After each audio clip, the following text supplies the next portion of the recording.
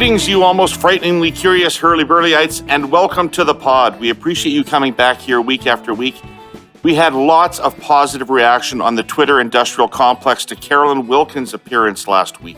If you happen to miss it, well, the Herle Burly has a long tail. The podcast, not the man. And Carolyn helped us unravel a number of issues that will stubbornly persist. Go back and check it out. This week, Justin Ling is here.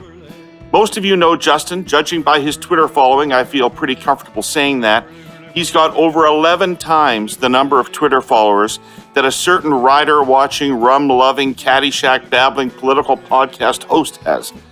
He's an award-winning freelance investigative journalist who specializes in privacy and security issues, foreign policy, politics, law, media, and where all those things intersect.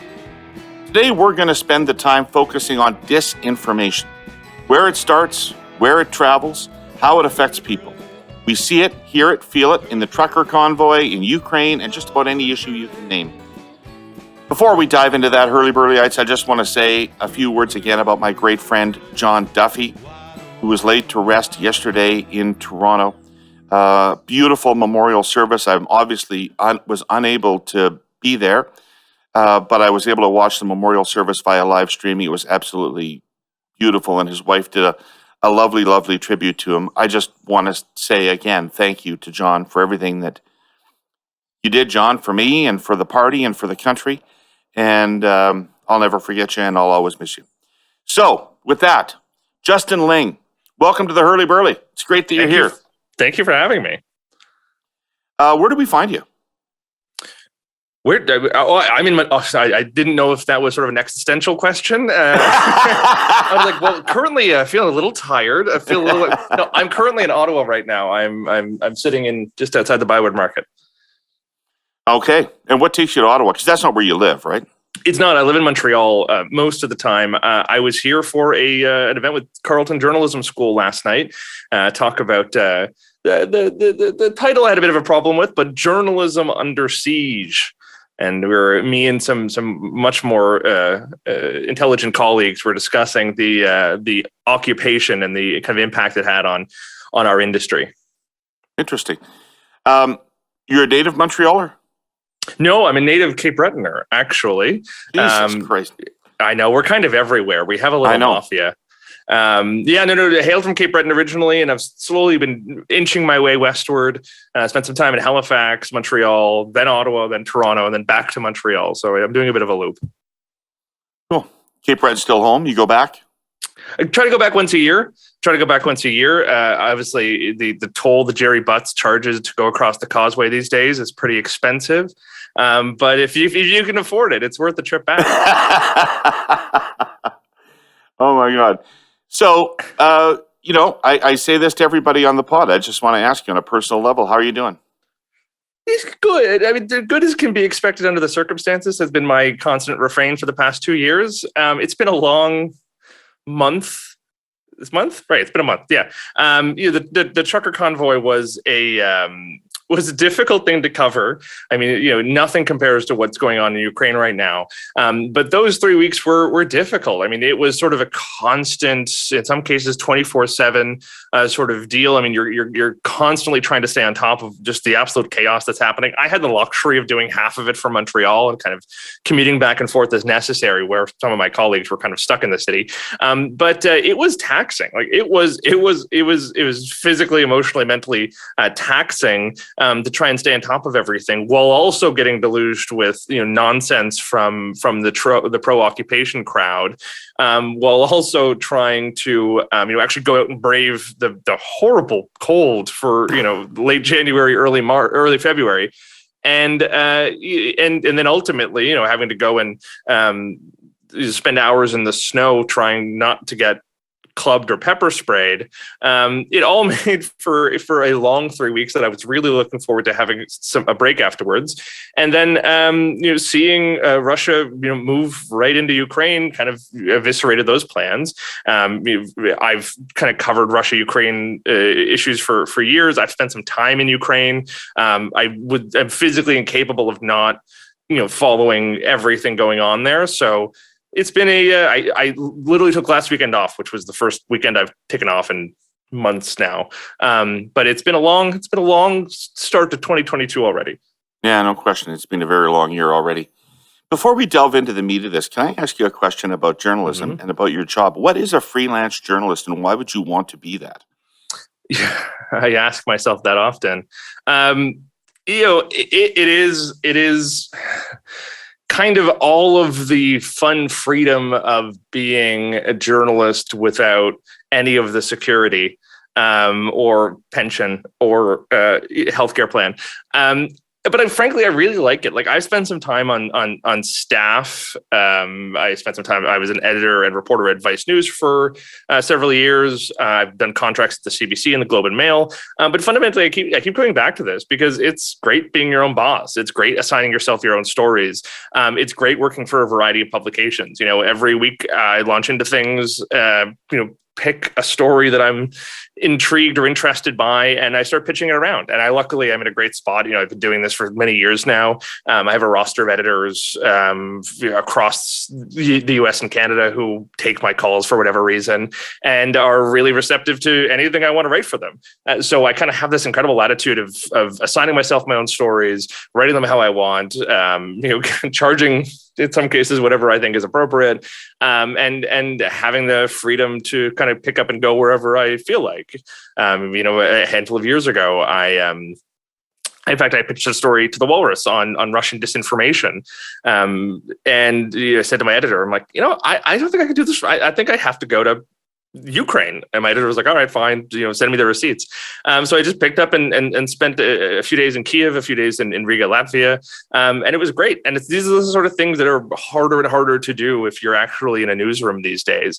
And on top of that, it's very hard to be, and I've learned this firsthand, it's very hard to be in a newsroom and do the sort of journalism that I like doing. It's very hard to be in a newsroom and be free to express your opinion as you feel like, or do interviews whenever you feel like, or tweet whatever you feel like, which, I always tell young journalists is not necessarily a good thing, but it's something I particularly enjoy. I kind of find myself in this spot between sort of news journalist, feature writer, and columnist. And sometimes I'll do one of the three, two of the three, all three at the same time.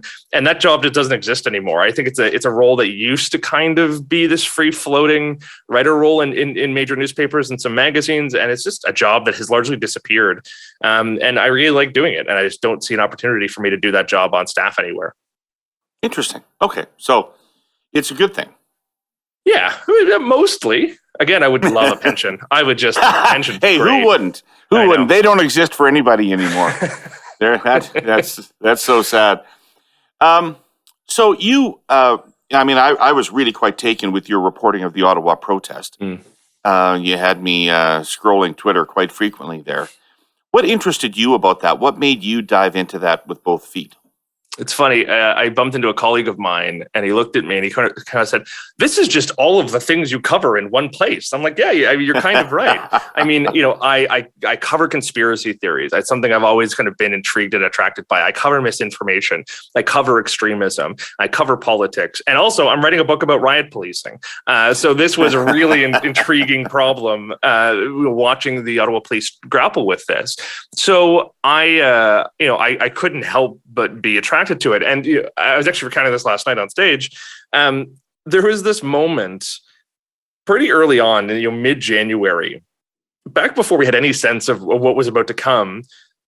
I was watching a bunch of these channels that I follow talk about this convoy. I was following a bunch of these figures who later became central organizers who were promoting this event. And I started looking at some of these groups, some of these faces, some of these names. And I thought, man, these are people I have been following and have been aware of for several years now. These are people who were involved in the United We Roll convoy to Ottawa in 2019 that famously had Andrew Scheer speaking, just before Faith Goldie, noted white nationalist.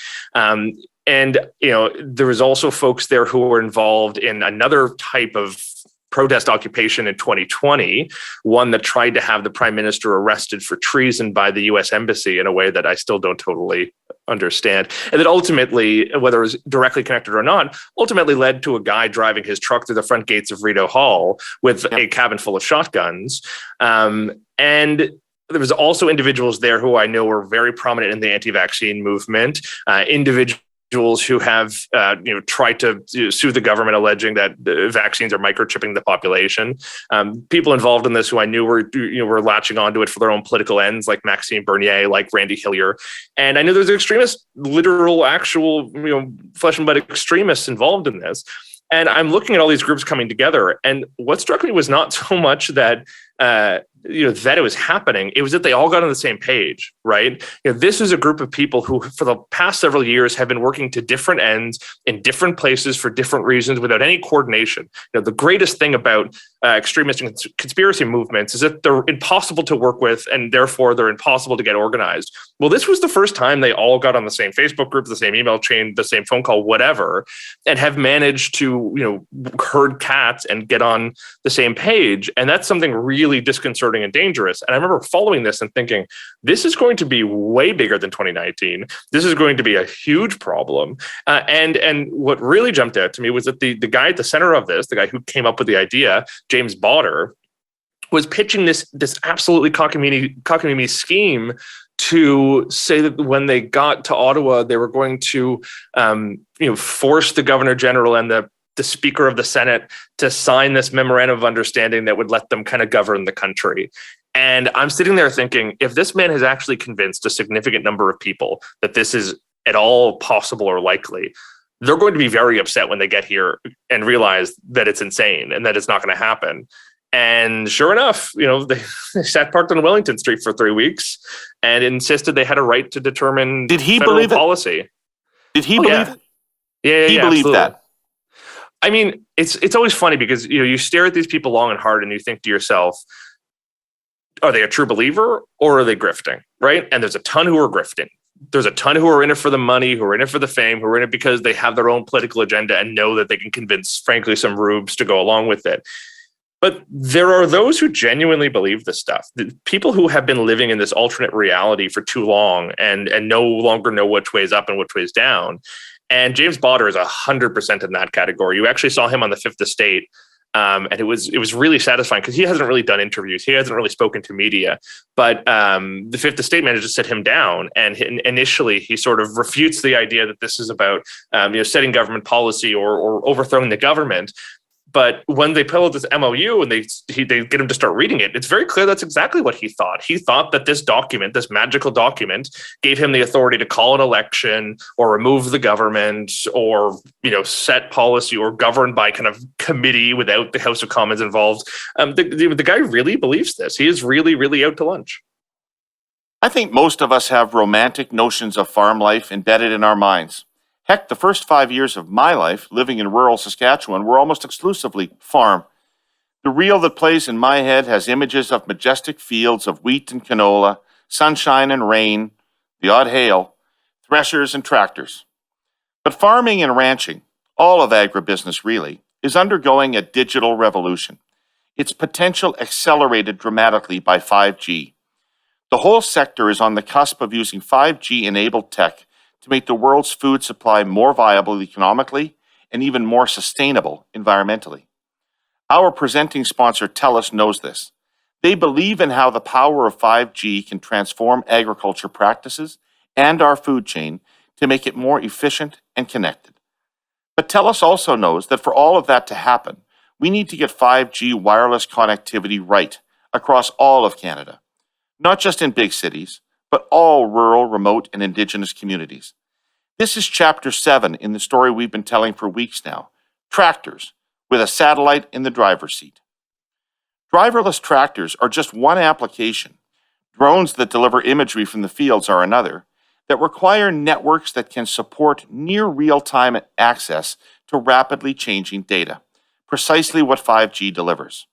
Herle Burlyites, the future is here. It's friendly, and it wants to come to the farm.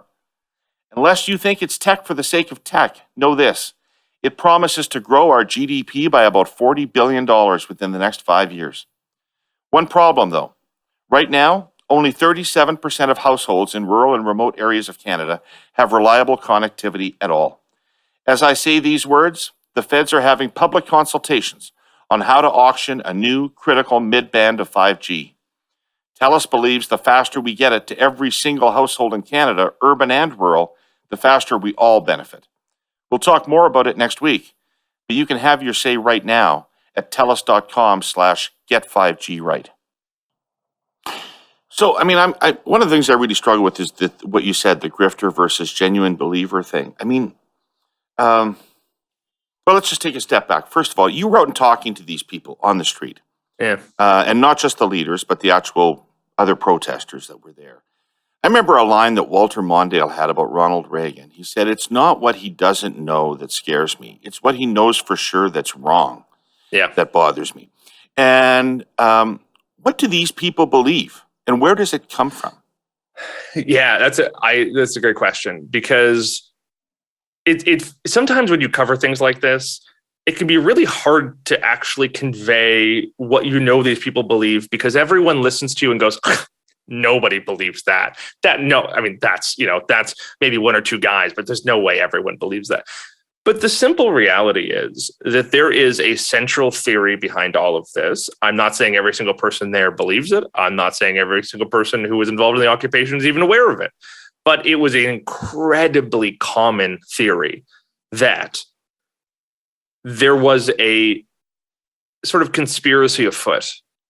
And it happens at a very high level, maybe in Canada, maybe abroad, that was either responsible for the pandemic or was using the pandemic in order to restrict our civil liberties and ultimately move us towards a different type of government. Now, in very specific terms, I can tell you point blank that there is a ton of people who believe that the World Economic Forum is that shadowy international cabal, that they pull the strings. Their leader, Klaus Schwab, which is just a difficult There's always been something, though, right? Like, I remember when I was a kid, people talked about the gnomes of Bilderberg. I never knew what the hell that was. But let me come back to that, because I 100%, you're 100% right. But this theory goes that the World Economic Forum is pulling the strings of a bunch of world leaders. And if you actually, and this is actually something I'm pulling directly from a statement of claim filed in an Ontario courtroom by one of the groups who were involved in organizing this, and a claim I heard repeated by a ton of people, that the World Economic Forum worked with Bill Gates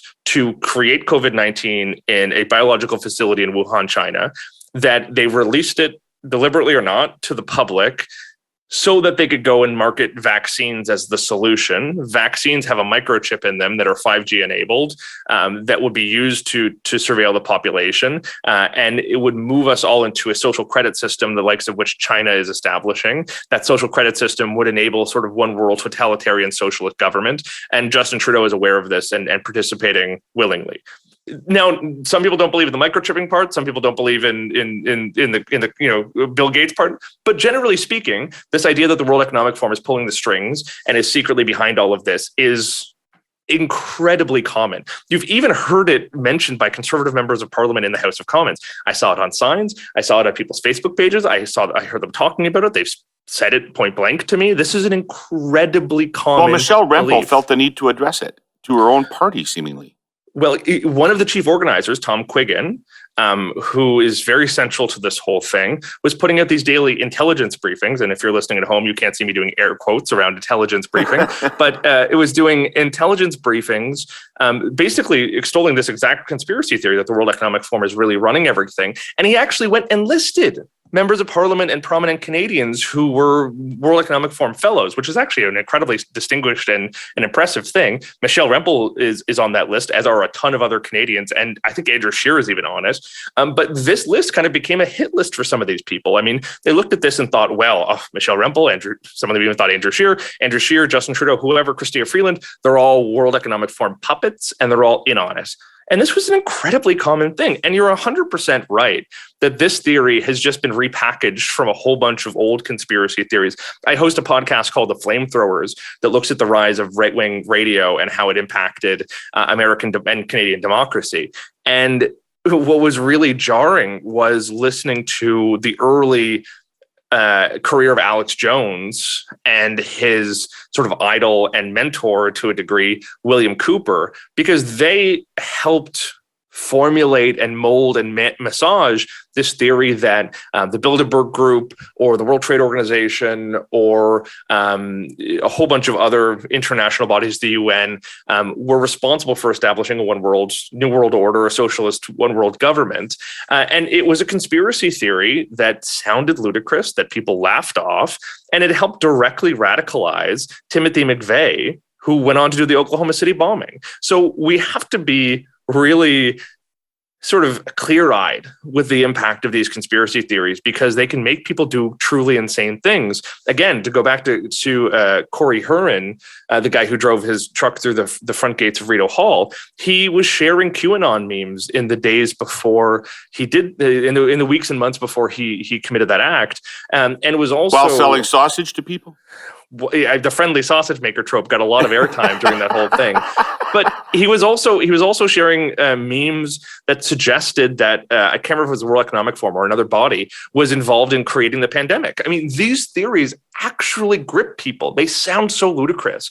But if you spend enough time in this alternate reality, if you spend enough time reading some of these blogs and QAnon boards and Twitter threads and alternate, again, heavy air quotes, alternate news media, if you spend enough months or even years living in that world, it's not hard to start seeing the patterns everywhere and to start seeing the World Economic Forum's fingerprints on everything, because you're constantly being berated with this information and you have blocked out all news media, all critical takes on this, and you find yourself just living in a different world where good and evil is very clear, where the conspiracy is very apparent, and where you feel compelled to act.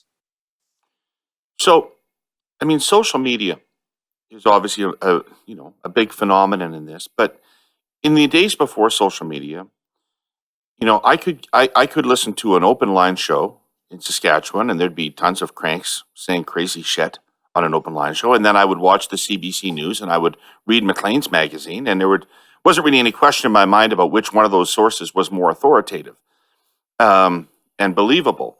So what is it about these people that they want to believe these things? I think that's a very good point. I think there's kind of two different strains there. I think one is hardship. It's a personal hardship.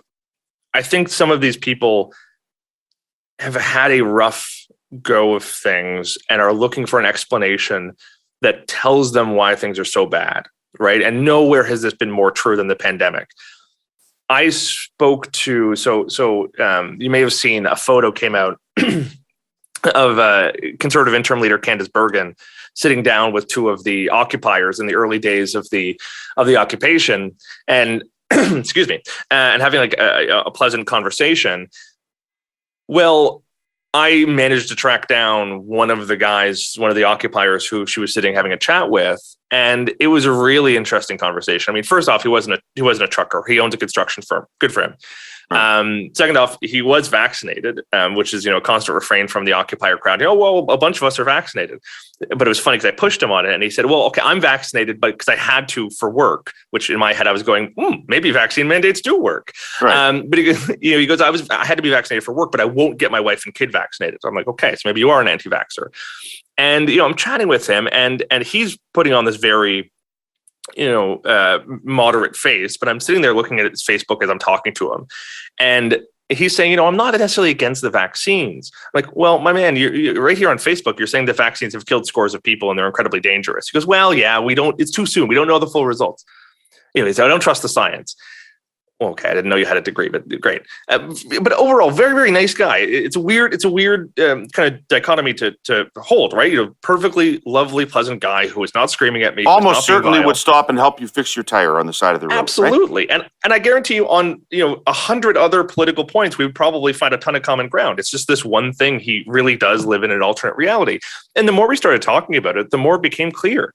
He had friends who died by suicide during the pandemic, who evidently felt the mental health strain. And you actually hear this really common refrain from people who live in this universe who say suicides have never been higher, right? This is the worst 2 years for suicides and mental health. That's not true though, is it? It's not true at all. It's actually, by some, gauging this is incredibly difficult, but by some metrics, suicides may have gone down over the last 2 years. But regardless, at the very least, it's not a massive crisis like these people believe. But again, these people live in a world where I'm sure they have lost people, and they've looked for an explanation. And they have looked at this pandemic and said, listen, there's no way this is just a natural occurrence. There must be something else going on, because they're trying to grieve in a sense and trying to explain it. And this is a really common thing. You've seen in many conspiracy theories going back, a century, if not longer. So that's not altogether shocking. And the other piece of this is that you have people who I think, so on the one hand, you have people who are kind of grieving or who are dealing with personal trauma. On the other hand, I think you have a class of people who just are natural diggers, right? And this is a thing you hear constantly in the QAnon crowd. And reading some of these people's posts, listening to how they talk, in my mind, I'm like, you would make a great journalist if only you had a little bit of rigor and a better process, right? So here's a great example. There's a guy who's been a longtime QAnon influencer, not a major one, but has kind of always been in the environs of QAnon. In the last couple of weeks, he pops up on Twitter and goes, guys, I cracked it. I figured it out. And he tweets this map, and it's of all of the biological facilities in Ukraine. And he goes, I think I figured it out. And he has this long thread where he's pulling up, actually, he did a relatively good job, about a decade's worth of Russian propaganda around this that has accused the US of developing bioweapons facilities throughout Europe. And later on accusing the US alongside China of creating COVID-19. Funny how these conspiracy theories pop up everywhere. But he kind of puts two and two together and gets like 478. And he goes, I think Russia is attacking Ukraine to take out their biolabs. And, it's frustrating because here's a guy who's sitting there going, my God, all this Russian propaganda, it must be true, which is very frustrating. But he's somebody who is a very common archetype in this world, especially in this QAnon world, who just wants to dig and who wants to collect little puzzle pieces and shove them together and form narratives, which is something that's actually really useful in investigative journalism. But you have to understand what's noise and what's important data. And these people are just really bad at it. So you put these two sides together, the sort of diggers, the investigators, and the people who are want to kind of believe anything. And it makes for a really, a potent and dangerous combination. And they form this positive feedback loop, right?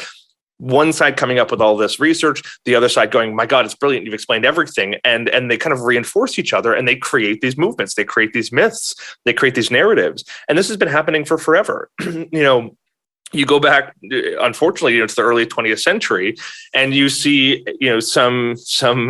And I should say there's the third part of that, which is the fraudsters who just want to make shit up and convince people to sort of join the cause for their own political ends. So you go back to the early 20th century and you have some of those fraudsters who come up with a document that claims there's a secret Jewish cabal who's secretly responsible for all the bad things happening in Tsarist Russia, right? They call it the Protocols of the Elders of Zion.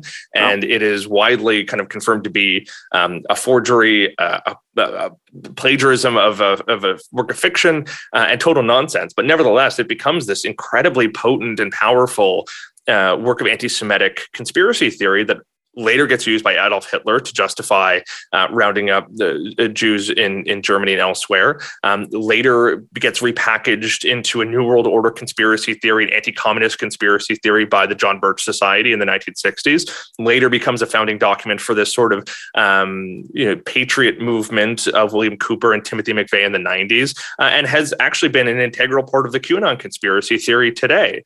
These things get repackaged and repurposed and reframed often by these diggers and these researchers. And it rings so true for people who want to believe, because they're given a document that says everything bad that's happening, there's a reason for it.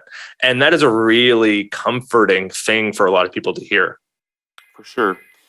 What you're describing sounds like sort of a grassroots, spontaneous exercise of community coming around these ideas. But when I watch it, I'm inclined to believe somebody's behind this. And I'm wondering who that is and what their agenda is. Yeah, and it's so funny because covering conspiracy theories can often lead you into developing your own, right? And it's a real trend. People will sit there and go, "This conspiracy theory, there's no way it created itself organically. Someone must be behind it." I'm like, you hear it, right? You hear what you're saying, don't you? But there's obviously some truth to that. And a great example, I was talking about this biolabs thing a minute ago. Well, the origins of it was state propaganda, right? The Russian state, for a variety of reasons, kept hammering this idea that the US was funding dangerous bioweapons research in Europe. Part of that was to troll George W. Bush for the flimsy pretext of invading Iraq in 2003 to destroy Saddam's largely non-existent bioweapons facilities. Some of that was to try and create disinformation in Eastern Europe to discourage governments from working with the US. And some of it, I think, frankly, was just nonsense because the Russian state puts out a lot of nonsense. And then later, in attempts to sort of deflect criticism around COVID-19 by saying this was all a US bioweapon.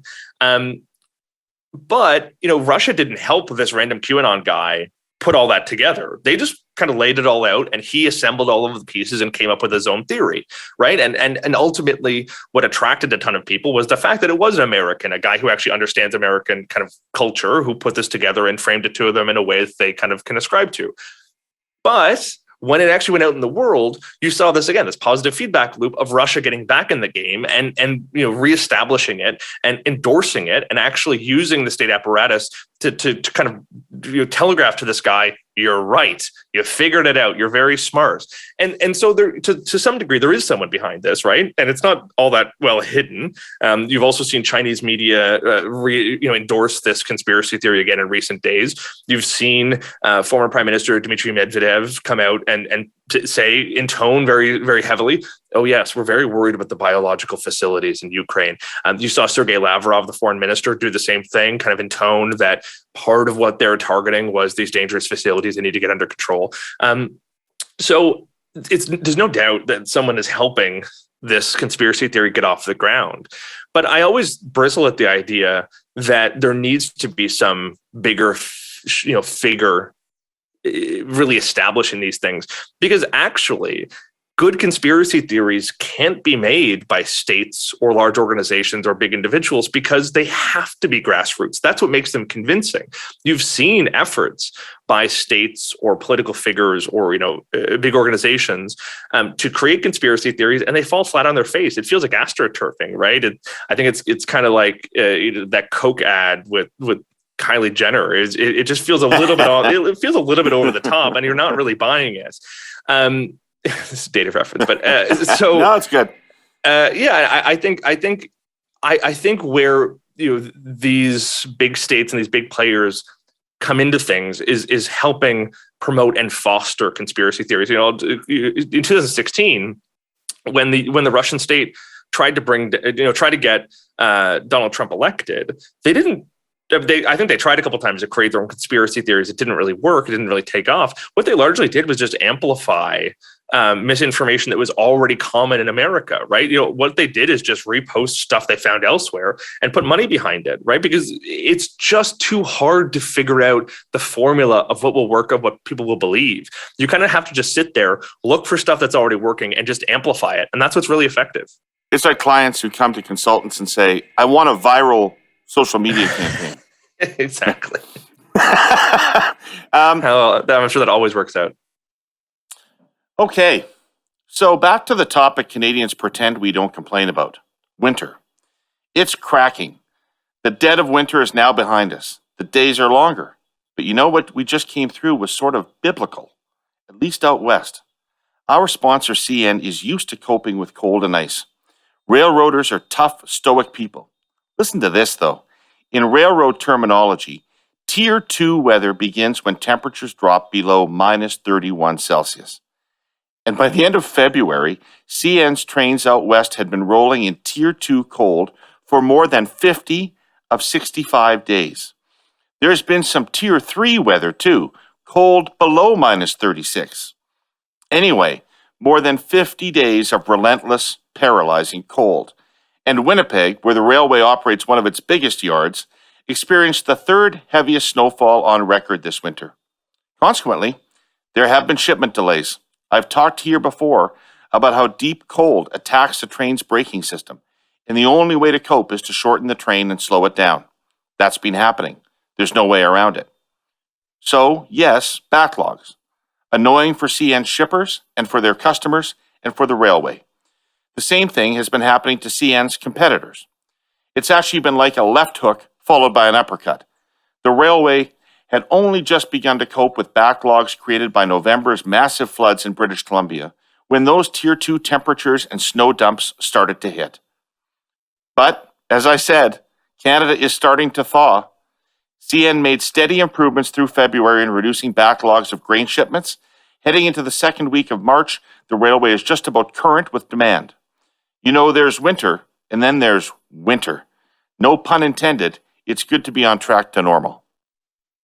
Let me ask you to just assume for a second that you're talking to a person that is too old to truly understand modern technology. What are bots, and how do they work? Yeah, I mean, a bot at its very kind of core is just a little script that does what it tells you, what you tell it to do, right? So it can be a little Twitter account that just every 5 minutes tweets out, Bill Gates is Madonna in disguise, right? And it will tweet every 5 minutes on the dot. And maybe you make a second account that will retweet that account's tweets every 7 minutes. And then you get 10,000 more accounts that do the exact same thing.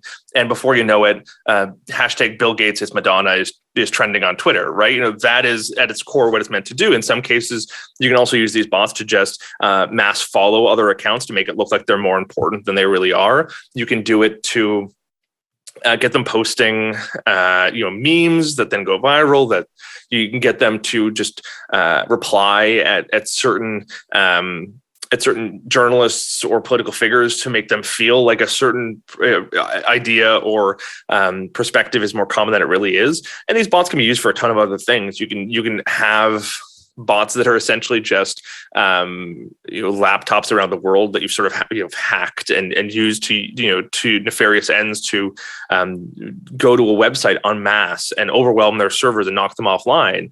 There's lots of bot is a really kind of nebulous and big term, but it really just means getting together a bunch of accounts or machines or IP addresses or whatever and getting them to do something in unison to kind of maximize their impact. It's a thing that has gotten a lot of attention, and certainly bots have been used for nefarious ends, but it's been to varying degrees of success. It is one of those things that is a really big idea in the media and the public because it sounds so ominous and nefarious. But in real terms, what I always tell people is the single greatest kind of mover of conspiracy theories and misinformation, it isn't bots, it isn't foreign governments, it's people down the street from you, it's folks on your Facebook page, it is real people doing real things stupidly. If this technology had existed in previous eras, would it have had the same impact? Like, how angry do you have to be to believe that the Clintons are running a pedophile shop under a pizza joint, right? Like, I mean, I'm a partisan, okay? Like, I'm a person that gets deeply involved in political campaigns and demonizes opponents and all kinds of things, but you could never have convinced me of that about any of my opponents.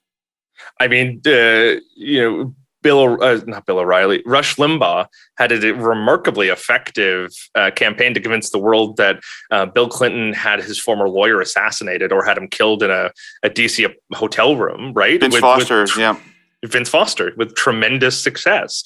So I'm not convinced that what's happening now is super extraordinary, but here's what I do think. I think as time goes on, as we get more and more technology and it sort of stacks on top of each other, these things tend to get magnified and amplified, right? We're sort of perfecting a formula that we've been building towards for a long time. The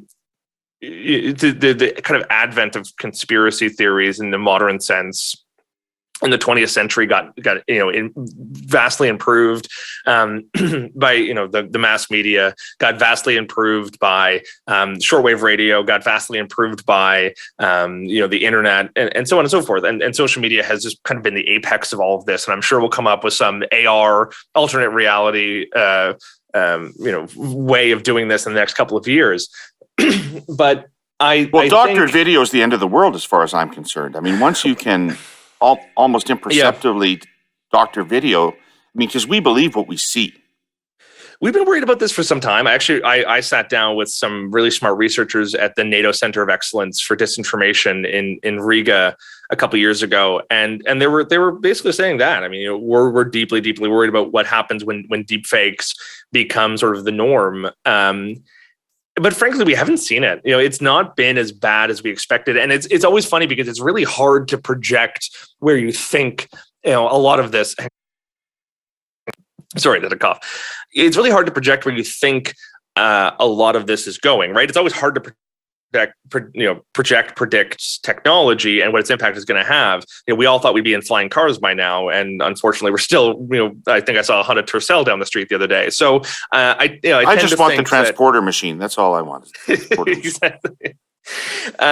So it's really hard to see where it's going. But all this to say, I don't know that the way we're dealing with conspiracy theories today is incredibly exceptional. I think the way we're perfecting it is obviously unique. But I think we've been building to this for a long time. And I think we have not taken seriously enough this problem because, we still don't know how to beat this. And this is the fundamental frustration of what I do is that, I spend a lot of time covering conspiracy theories and doing the best I can to highlight them and put a spotlight on them and explain how we got there and why it's wrong and so on and so forth. But am I sure that that's an effective way of beating them? No. And no one really does. We still don't know what de-radicalization looks like. We spend a lot of time and money trying to deprogram recruits to the Islamic State, and we got kind of nowhere, as a couple of attacks in the UK have shown recently.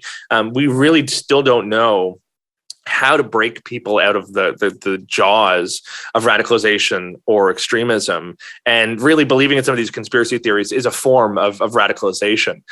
So I think we should have been paying a lot more attention to this in previous decades. The Patriot movement of the 90s, other conspiracy movements of the 60s and 70s, even the cult movement that sort of took the world by storm in the 60s and 70s.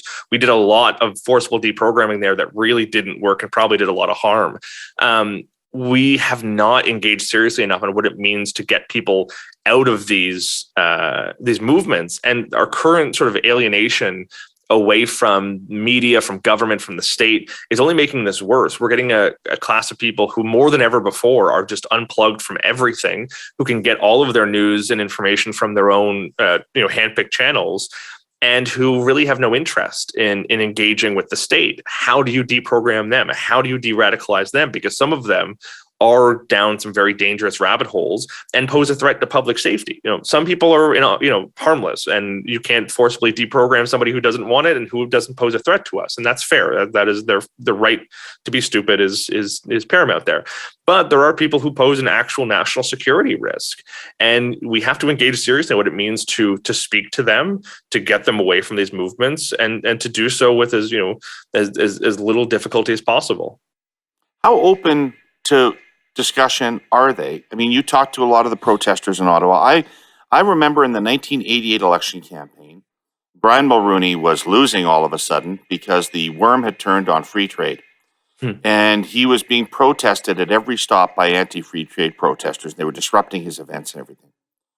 And finally, one day, he said to the protesters, he said, listen, designate I can't remember if it was 3 or 4 people, and I want to talk to you.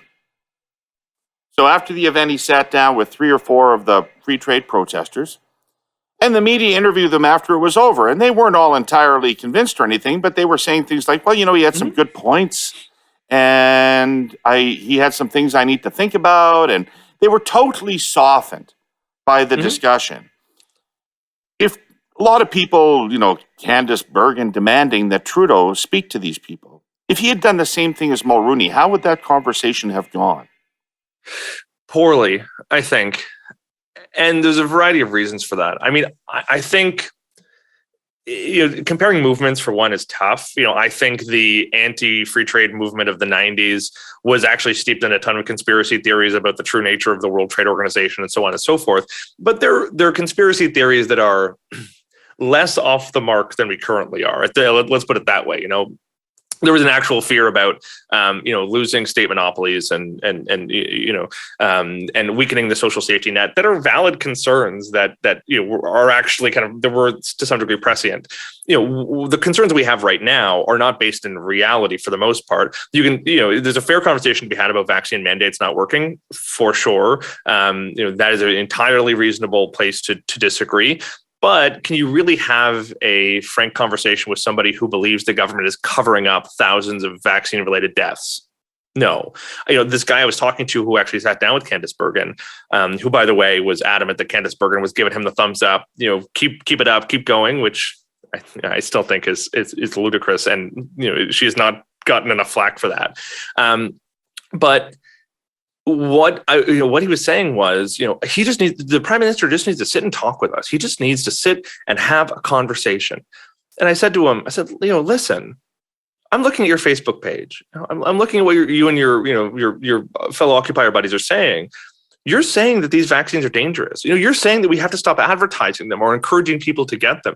You're saying that we need to advertise or put forward this totally baseless idea that they're dangerous and unsafe. We know, and I've read as much peer review science on this as I possibly can, and the consensus overwhelmingly is that these vaccines are incredibly safe. I know that there's a couple doctors who are here who disagree, but they are a tiny minority.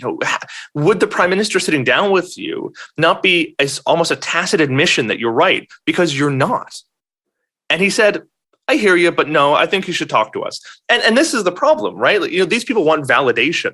They don't want a frank and honest debate. They want to hear that their beliefs are correct. Right? This is not a conversation for them. This is a fight against evil and a fight to protect their children from the genocidal state. And I don't mean this flippantly. I mean, quite genuinely, that's what many of them are saying. And the reason they were willing to put their entire lives on the line, the reason that they were willing to put their careers on the line, the reason they were willing to go to jail is because they genuinely believe that they are sticking up not just for human rights, but for the health and safety of their children and their loved ones.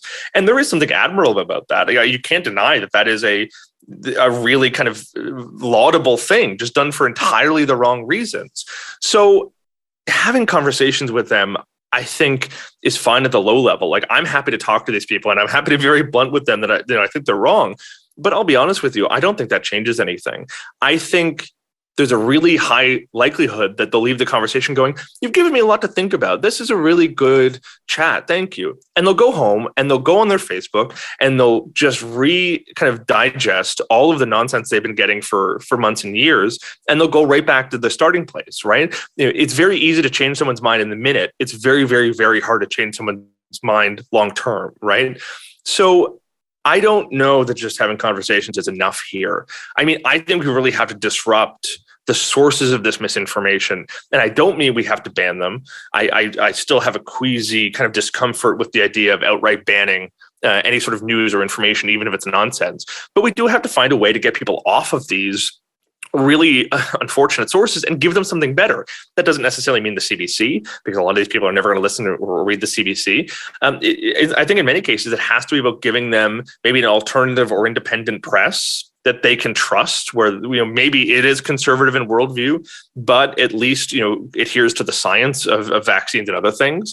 And I think we really have to be more critical of politicians and major outlets that peddle with this stuff. Last night, this panel we were on, there was a National Post columnist who kind of called in for a brief statement, who kind of admonished us all for being one-sided, who sort of put down the panel for being all of the same view. But she is somebody who has been putting out misinformation about the World Economic Forum in the pages of the National Post, saying that our democracy is under threat by the World Economic Forum, in a direct hat tip to this ridiculous conspiracy theory.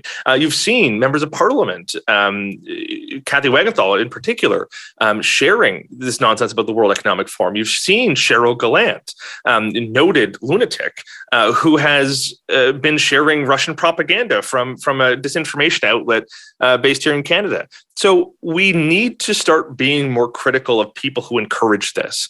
And I think that's step one. We need to find ways of getting better information to these people and sort of disrupt this little bubble they've created for themselves. That's step two. And step three, I don't know yet, but there's definitely going to be at least 5 or 6 steps. Herle Burlyites, if I was a betting man, and yes, I am a betting man, I'd put a wager down that 100% of you have heard of Easter seals, and that you know they're in communities all across Canada. But did you know that approximately 15% of Canadians live with a disability? Do the math. It's a big number.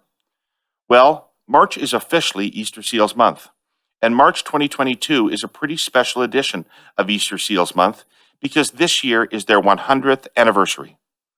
As Canada's largest provider of programs, services, and issues leadership and development for the disability community, Easter Seals proudly serves all 10 provinces and 3 territories.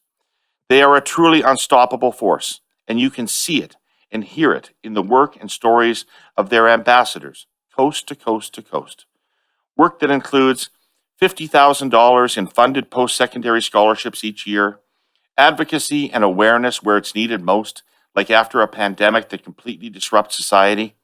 This year, they're focused on increasing awareness of Easter Seals programs, as well as advocating for the implementation of the Canada Disability Benefit. And camp, one of the best parts of summer and childhood. Every summer, more than 6,000 children and youth living with disabilities attend one of Easter Seals' 17 specialized, fully accessible summer camps across Canada. So during this 100th anniversary year, Easter Seals is celebrating the work of their volunteers, families, and donors, but also dreaming big and planning for the decades to come. They want to be relevant for the next 100 years. And Herle Burlyites, Easter Seals wants you to help celebrate this big birthday too. It's important that their good work and the ways they may have affected your life gets out there.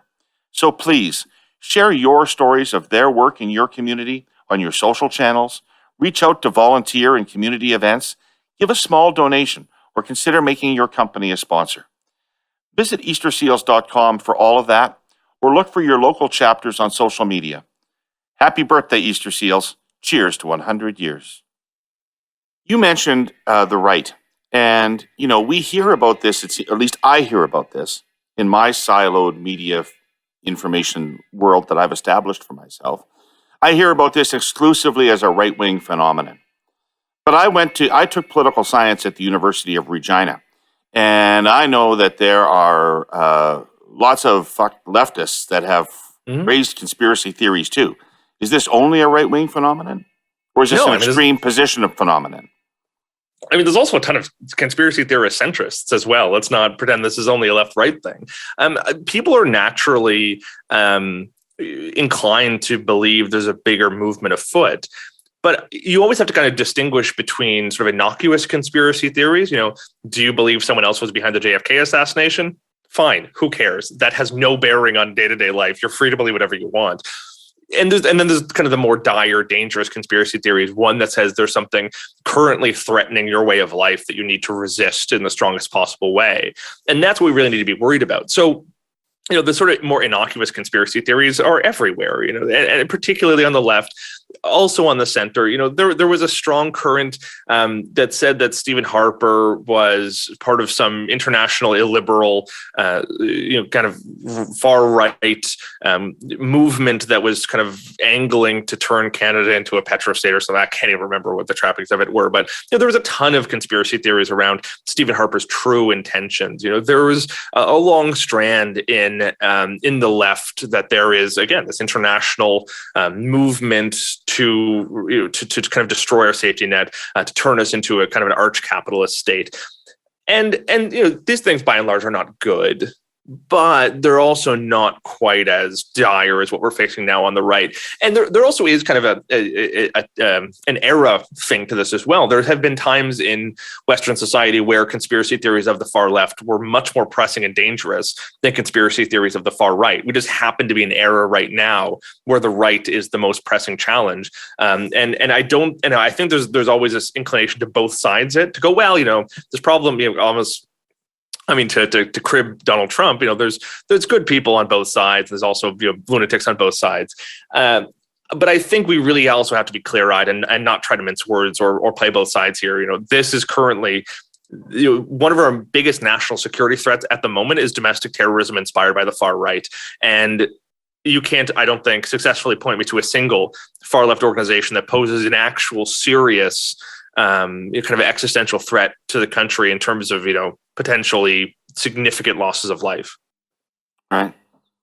Is it possible for these theories to be discredited? Like, I'm kind of curious as to how long people will listen to QAnon, given how consistently wrong it's been about its predictions about them. It's really tough. There's this community on Reddit. I can't remember the name of the subreddit at this moment, but it was basically for the friends and family of folks who had fallen into the QAnon conspiracy theory. And it was really interesting because they would kind of sit there and just swap stories. This wasn't by and large an activist group. This was people who were everyday folks who just had a loved one who fell into this conspiracy theory, snake pit. And it was really fascinating listening to them talk about it. They'll describe all of the steps they've taken to no great avail. There's one story of this woman who, sat at her kitchen table waiting for her husband to come home from work with a stack of research and, said, sit down, we need to talk about what you believe, and tried to point by point refute everything that he had sort of internalized reading these QAnon message boards. And she totally failed. Everything she brought up, he would sit there and go, well, that's from a mainstream outlet. That's from a major journal. I won't trust it. You haven't considered this. Oh, you do your own research. And there's this kind of total fortress, this wall that goes up around these people's worldview, where it is so precious to them and so now integral to their identity. They're not going to let anybody knock it down. And they have these defense mechanisms in place to prevent that. So it's really disquieting on that front. But you also see these little instances where you can tell that maybe they're getting through. There's this one story a guy posts of his mom who has fallen into these conspiracy theories, who spends a lot of time on these message boards digesting this nonsense.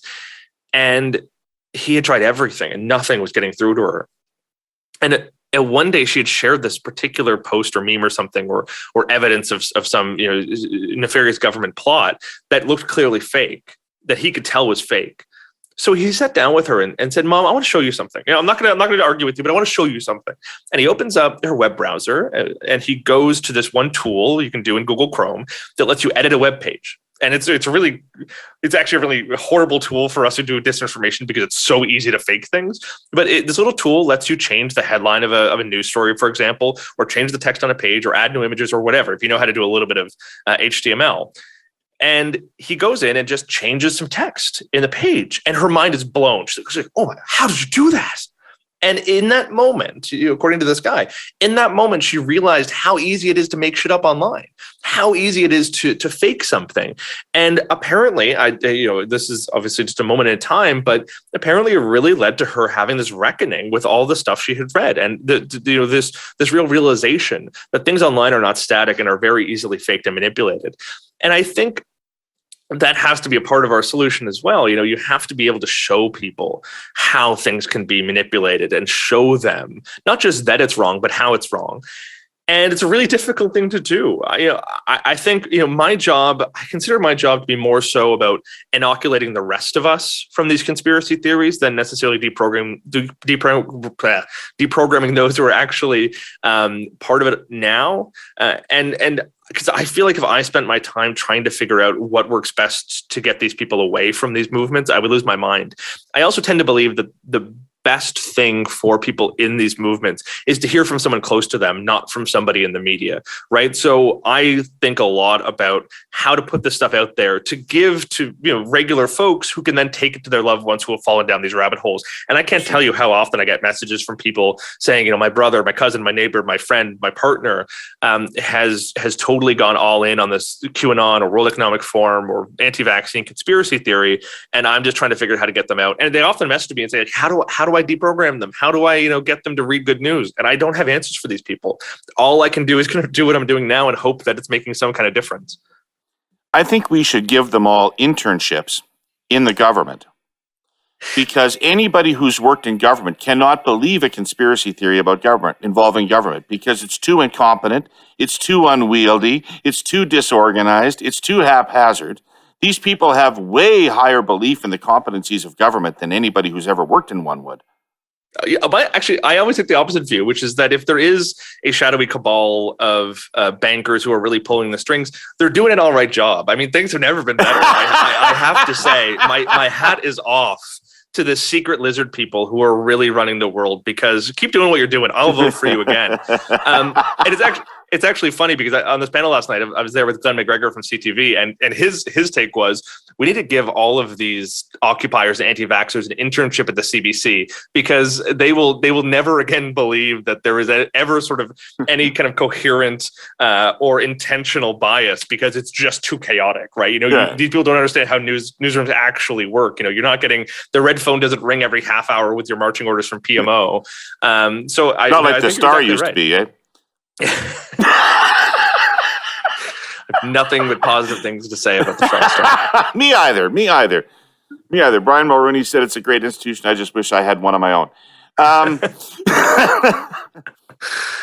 So let me close with maybe you could give us some advice. So I'm now consuming a ton of social media information about the invasion of Ukraine.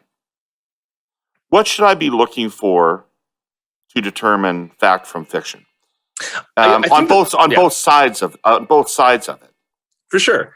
Yeah, I think the single most important thing is just following people you trust, right? Because the idea that you can sit there and independently verify every piece of information you see it's just never going to happen, right? Not everyone has the time of someone like me who spends an inordinate amount of time translating every single little bit of information that trickles out on a whole bunch of Telegram channels run by disinformation operatives, right? Not everyone has necessarily the skills or the tools, and sometimes I mean literally, the tools you have to pay for and download and learn how to use in order to check the validity of some of this stuff. It's just not feasible. And I always kind of bristle at the idea that you can kind of train the whole country to be fact checkers, because it's just not tenable. So really the best thing you can do is identify the people who are doing that work and who are doing it credibly, and follow what they're doing, and not trust uncritically, but at the very least understand that what's coming out from them has gone through a level of rigor and tire kicking that you can sort of trust. Like Jane Litvinenko is a fantastic source who has spent a ton of her career not only following what's going on in Russia and Ukraine, but also covering disinformation, formerly with BuzzFeed, now at a US think tank. She I think is a great resource, and I think has actually put together a list of individuals you can follow who you can at least reasonably trust. So I really think that is the single most important thing you can do. I think there's also this, it's kind of a weird flip side, but there's also this attitude or this willingness from people to be overcritical with things sometimes too. There's this sort of system whereby we go, well, both sides are lying, therefore I kind of have to mistrust both sides equally, and I'm going to kind of come into everything as not just a skeptic but a cynic and assume everything's a lie. And frankly, that can be often just as damaging as the inverse, right? Because if you really think every single outlet is sort of the same kind of trash heap, then you're going to have a really hard time actually discerning truth from fiction.